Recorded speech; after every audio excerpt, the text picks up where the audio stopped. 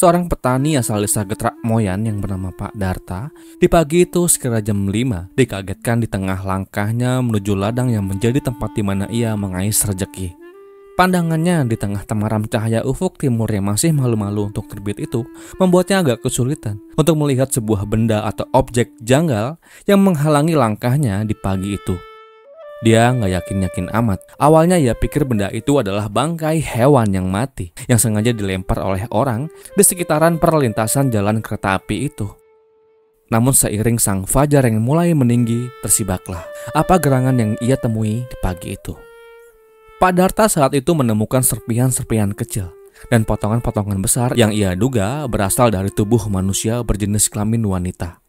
Entah terbagi menjadi berapa bagian. Namun yang jelas, serpihan itu tersebar dan tercecer di pinggir perlintasan jalan kereta api. Satu hal yang membuatnya semakin bergidik ngeri adalah ketika Pak Darta menemukan juga sosok janin yang turut menjadi korban di pagi buta itu. Tak banyak yang bisa dilakukan oleh Pak Darta di pagi itu, terpaksalah ia membatalkan semua rencananya untuk berladang. Segera ia berlari, berteriak, dan segera melaporkan kejadian itu kepada pihak yang terkait. Laporan yang diterima kepala desa setempat segera berlanjut ke Polsek Pangenan yang tak lama kemudian hadir untuk segera melakukan pemeriksaan atau olah TKP. Sementara pihak yang berwenang melaksanakan tugasnya, warga pun juga turut membantu menyiarkan atau mengumumkan temuan itu di masjid setempat, agar jika ada yang merasa kehilangan salah satu keluarganya bisa segera mendatangi pihak yang terkait.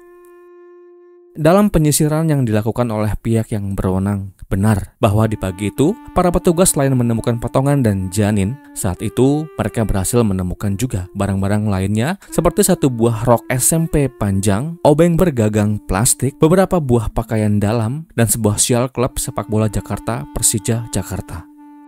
Saat itu polisi tidak menemukan identitas sosok yang menjadi korban itu.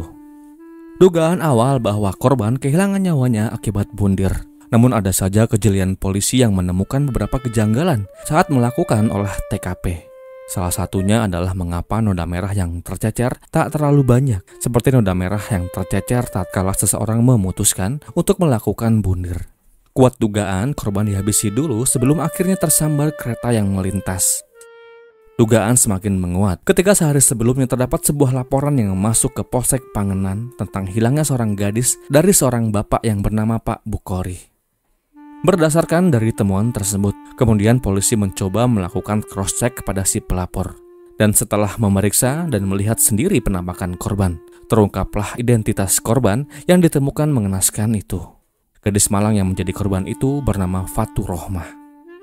Pihak pelapor yang ternyata adalah orang tua Fatur Rohmah si korban tak kuasa menahan segala emosi, tangis, dan duka saat ditunjukkan betapa anak gadisnya itu berakhir menyedihkan. Intuisinya mengatakan bahwa Fatur Rohmah dihilangkan nyawanya dengan sengaja. Di dalam video kali ini, saya mau ajak teman-teman semua untuk membahas sebuah kasus penghilangan nyawa yang menimpa seorang gadis asal desa Pengarengan, Cirebon, Jawa Barat. Di mana saat ditemukan di pinggir jalan sebuah perlintasan jalan kereta api itu, tubuhnya tak lagi utuh. Polisi membutuhkan waktu 8 bulan untuk mengungkap kasus ini. Dikarenakan kasus ini adalah kasus yang sungguh amat minim petunjuk dan pelaku juga lihai membuat alibi sehingga siapa sangka dialah pelakunya. Lalu apa yang sebetulnya terjadi dan bagaimana kisah selengkapnya? Jadi begini. Di sebuah dusun yang bernama Dusun 3 Blok Wage, Desa Pengarengan, Kecamatan Pangenan, Cirebon, Jawa Barat, tinggallah sebuah keluarga kecil nan bahagia yang menempati sebuah rumah di sudut sebuah jalan. Keluarga itu adalah keluarga Pak Bukori dan Ibu Daria. Pak Bukori adalah seorang petani dan sang istri Ibu Daria adalah ibu rumah tangga. Buah cinta dari pernikahan bahagia mereka adalah 2 orang anak, yang dimana si sulung bernama Fatur Rohmah. Fatur Rohmah adalah seorang gadis muda belia yang pada saat itu di tahun 2015 usianya baru 15 tahun. Saat itu ia duduk di bangku kelas 3 MTS yang berada di daerah Mundu, Kabupaten Cirebon, Jawa Barat. Fatur Rohmah tumbuh menjadi anak gadis manis dan ceria. Namun walau begitu, ia dikenal sebagai pribadi yang pendiam dan tertutup. Ada beberapa urusan pribadinya yang tampaknya memiliki ruangan tersendiri di hatinya, sehingga hanya dirinya saja yang bisa mengaksesnya. Menjadi orang tua yang memiliki khususnya anak perempuan merupakan sebuah tantangan tersendiri, apalagi ketika masa-masa pubertas itu melanda. Ingin rasanya kita membatasi segala gerak-gerik dan sepak terjang mereka di luaran sana. Namun terlalu mengekang juga sepertinya nggak baik-baik amat untuk aktualisasi diri mereka di luaran sana. Rasa gundah gulana itu pernah melanda kehidupan Pak Bukhari.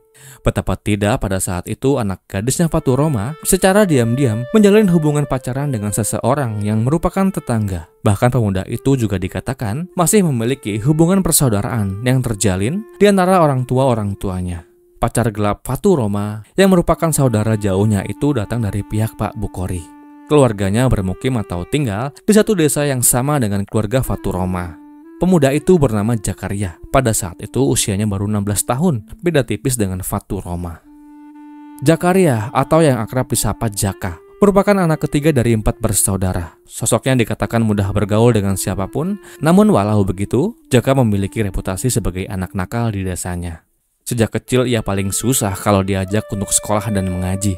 Orang tuanya bukan tanpa usaha membujuk Jaka untuk bersekolah atau mengaji, seperti anak-anak lain di masa-masanya pada saat itu. Jaka hanya mengenyam pendidikan di sekolah dasar selama 1 tahun saja. Ia sempat duduk di kelas 1 SD. Namun dikarenakan terus saja menolak dan lelah pula orang tuanya membujuknya, Jaka pun akhirnya berhenti sekolah dan tak pernah lagi mengenyam pendidikan hingga kini. Pertemuan Jaka dan Faturoma dimulai sejak mereka masih kecil. Mereka dipertemukan sebagai kerabat atau teman sepermainan hingga mereka tumbuh dewasa dan dimulailah petualangan cinta yang dijalani oleh Jaka dan Faturoma. Orang tua Faturoma seringkali memperingatkan anaknya untuk tidak dulu menjalin hubungan pacaran dengan siapapun. Pak Bukhari hanya ingin anaknya fokus sekolah dulu tanpa ada embel-embel cinta monyet. Namun warning itu tak diindahkan oleh Faturoma. Masa pubertas dan pergaulanlah yang mungkin saja menjadi alasan mengapa ia memilih untuk mementingkan egonya dengan membuka hatinya kepada pria-pria kenalannya. Lebih-lebih, ia menjalani hubungan gelap itu dengan seseorang yang masih memiliki hubungan persaudaraan dengan keluarganya. Kisah cinta Jaka dan Faturoma bukanlah hubungan yang biasa-biasa saja. Hubungan mereka bahkan melebihi hubungan yang semestinya dijalani. Berhubungan badan layaknya pasangan suami istri adalah sesuatu yang kerap kali mereka lakukan yang entah kapan dan di mana acara-acara puncak itu berlangsung. Karena tidak saya temukan informasinya. Dari pergaulan bebas di luar batas yang mereka jalani pada saat itu dengan diam-diam, kemudian mengakibatkan Faturoma, si gadis 15 tahun itu berbadan 2. Tentulah hal itu merupakan sesuatu yang tak sama sekali mereka harapkan. Dikarenakan Faturoma masih memiliki mimpi untuk setidaknya bisa menamatkan pendidikannya dulu. Saya tidak mendapatkan informasi terkait reaksi Jaka ketika ia tahu bahwa pacarnya berbadan 2, tapi yang jelas paniklah ia. Saya juga tidak mendapatkan informasi apakah ia memiliki rencana untuk melakukan pengguguran terhadap janin yang ada di kandungan Faturoma. Tapi yang pasti ketika ia tahu bahwa usia kandungan Faturoma mulai membesar dan isi dalam perutnya mulai terbentuk hampir sempurna, makin pusinglah Jaka. Hari-hari setelah usia kandungan itu mulai menua, Faturoma semakin mendesak Jaka untuk segera mengambil tindakan dan bertanggung jawab atas ulah yang katanya hilaf itu. Faturoma ingin Jaka segera menemui orang tuanya dan mengutarakan niatnya untuk menikahi dirinya dengan segera. Permintaan Faturoma sepertinya menjadi sebuah hal yang sulit untuk Jaka wujudkan. Sebab selain Jaka pemuda 16 tahun itu belum memiliki penghasilan, juga ia terhalang sebuah status tanda kutip masih saudara dengan Faturoma. Hari Minggu 24 Mei tahun 2015. Saat itu Jaka menghubungi pacarnya Faturoma untuk mengajaknya berjalan-jalan berkeliling kota Cirebon dan sekitarnya. Saat itu Jaka membuat janji untuk bertemu dengannya di Jalan Raya Cirebon Losari di Desa Pengarangan, tepatnya di sebuah jembatan. Awalnya Faturoma berniat mengajak salah satu teman perempuannya untuk menemaninya. Namun saat itu, ide itu ditolak oleh Jaka. Mendapatkan kabar jika dirinya mau diajak jalan-jalan, berpamitlah Faturoma kepada kedua orang tuanya. Lalu sekira jam 7 malam singkatnya, bertemulah Faturoma dengan Jaka di tempat yang terjanji. Namun kala itu Jaka datang tak sendiri, melainkan ia datang bersama dengan seseorang lainnya. Pemuda yang bersama Jaka pada saat itu bernama Vino, 16 tahun. Disebutkan dari artikel yang saya kulik, Vino adalah ABG yang masih punya hubungan saudara dengan Faturoma juga. Tali persaudaraannya datang dari pihak ibu Faturoma.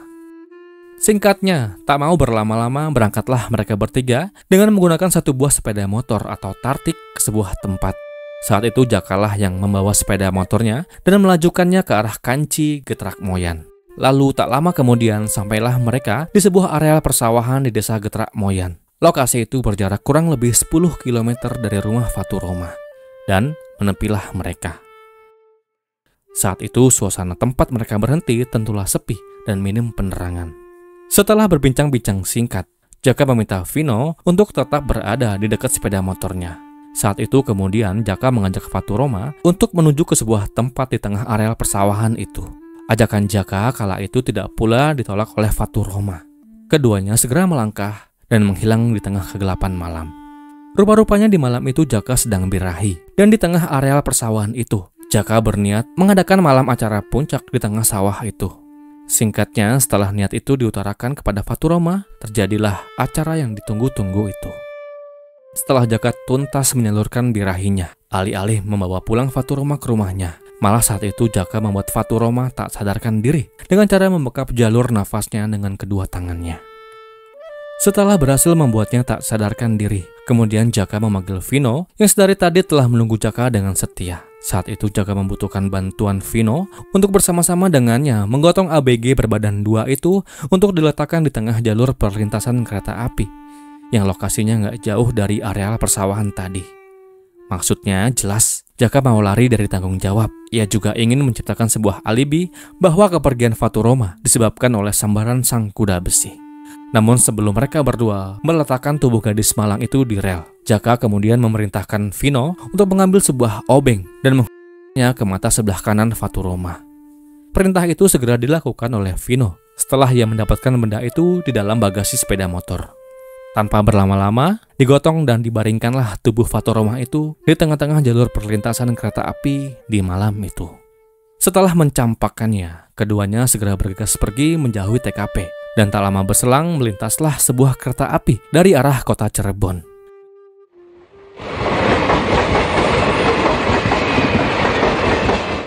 Faturoma dan janinnya pergi menghadap Tuhan Yang Maha Kuasa di malam itu juga.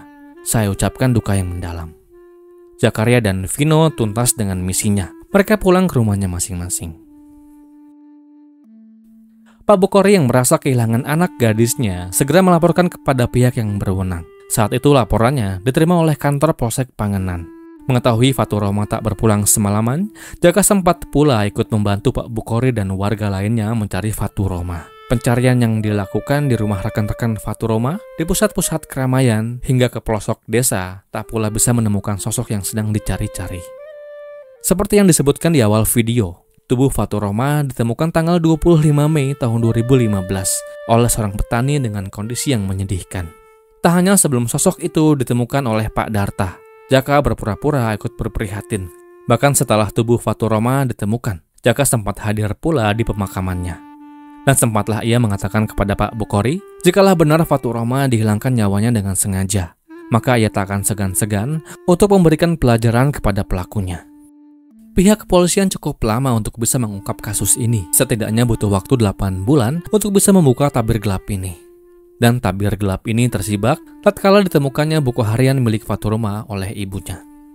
Di dalam buku itu terpaparlah dengan jelas bagaimana Faturoma menjalani hubungan gelapnya dengan Jaka. Dalam investigasi yang kemudian dilakukan oleh pihak yang berwenang, terungkaplah dalam aksi dan penyebab sehingga tragedi yang menimpa Faturoma terjadi. Mengetahui fakta yang kemudian terungkap, pihak keluarga Faturoma merasa marah dan kecewa atas kekejian yang dilakukan Zakaria dan Vino. Saat itu keduanya dijerat dengan pasal 340 tentang penghilangan nyawa secara berencana dan pasal 332 ayat 1 tentang kekerasan terhadap anak, dan ancaman hukumannya bukan kaleng-kaleng 20 tahun penjara. Dalam persidangan tertutup yang kemudian digelar di Pengadilan Negeri Sumber Cirebon, melalui majelis hakimnya, kemudian menjatuhkan vonis 10 tahun penjara untuk Zakaria dan 7,5 tahun penjara untuk Vino. Vonisnya menjadi sedemikian rupa dikarenakan kedua terdakwa masih di bawah umur, namun kekejamannya melebihi batasan berapapun usianya. Dan kisah ini pun berakhir.